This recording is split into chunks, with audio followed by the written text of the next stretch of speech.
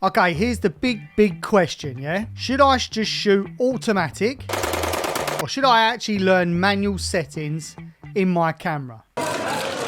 In this video, I'm going to go through the pros and cons of actually learning some of the manual settings and really jumping out of automatic while you're shooting photos. If you like the content that I'm giving you here, please press the subscribe button. It really helps the channel. Do you know what? Just click the little bell as well, then you'll know when I've uploaded something. So let's delve in and let's chat about it. So let's talk about the benefits of shooting in automatic. Well, the largest benefit of shooting in automatic is basically you don't have to do anything. So you just point and click. So it sorts out all your exposure, sorts out all your focus metering, sorts out your shutter speed, sorts out your ISO, everything. You don't really have to think of anything. Now, I guess this is okay, but then I have a problem with this. So let's take, for example, my A7S III. Now, predominantly, we've bought this for a video camera, but I do take photos with it. It's good enough for social media content. It's actually really good at taking photos. Now, I paid nearly £4,500 for the body of this when it came out.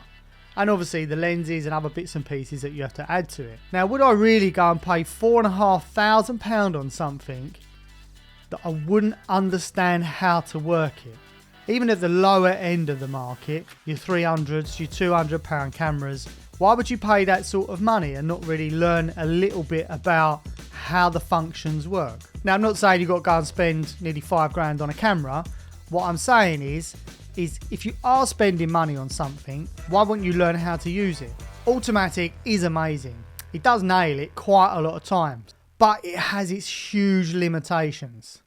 So when it comes to your creativity and when it comes to doing some amazing trick photography or changing the depth of field or doing light trails or anything like that. So I think to progress as a photographer and to progress as a creative, I think you need to really learn the manual settings and what they actually do. I actually know some really good photographers who I've worked with that I actually gobsmacked that they shoot in automatic.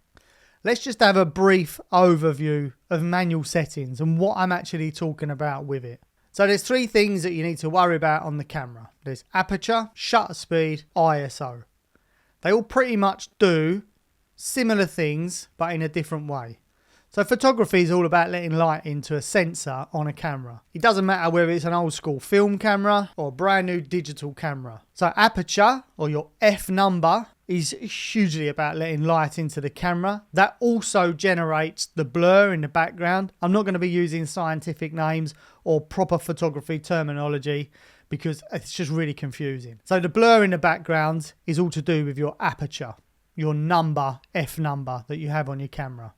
Now, some lenses, you will see they'll have an f1.2, f1.4, f1.8, f2.8, so forth, so forth. Now, the lower that number, the more blur you get in the background and the more bokeh, the lovely, lovely stuff you get in the background that you can create. Now, that makes it a very expensive lens as well because it's opening up the aperture, opening up and letting more light into the camera, which makes it a fantastic lens in low light conditions. So wedding photographers, event photographers, they will be choosing these sort of lenses. Now, you change this setting manually with how much blur you want in the background or how dark it is into a room. Now, the rule is if you change an aperture, means you would have to change either the shutter speed and the ISO to compensate what you've changed in the aperture.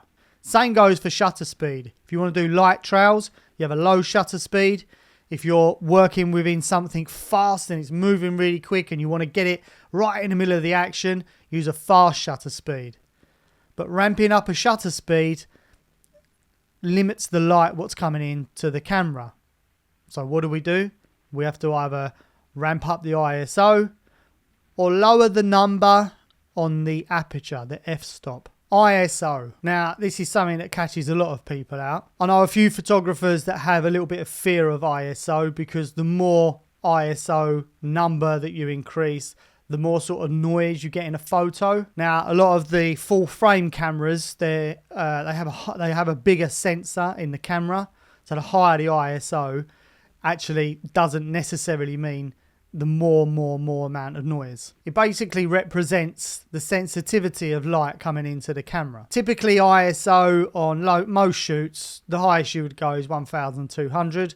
That's usually like a bit of a sweet spot where you don't get much grain or anything like that with it. Like my A7S III here, this can go up to 64,000, and just with a little bit of noise reduction in post, you can really ramp up the ISO in this, so you can pretty much shoot in really low light conditions. Now, the reason that you want to change all these settings is so that you can get creative with your pictures. Listen, there's no right or wrong with creativity. There's no right and wrong in shooting in auto or manual. This is only my personal opinion. Auto does limit your creativity. If you're striving to make better content and take better photos, definitely learn the manual settings in a camera. So what do you shoot in? Do you shoot in manual or do you shoot in automatic? If it's something you would like to know more about, then get in contact. We do workshops on anything to do with cameras and how to take better photos. If that's something that you feel you'd like to learn more about, feel free just to get in touch.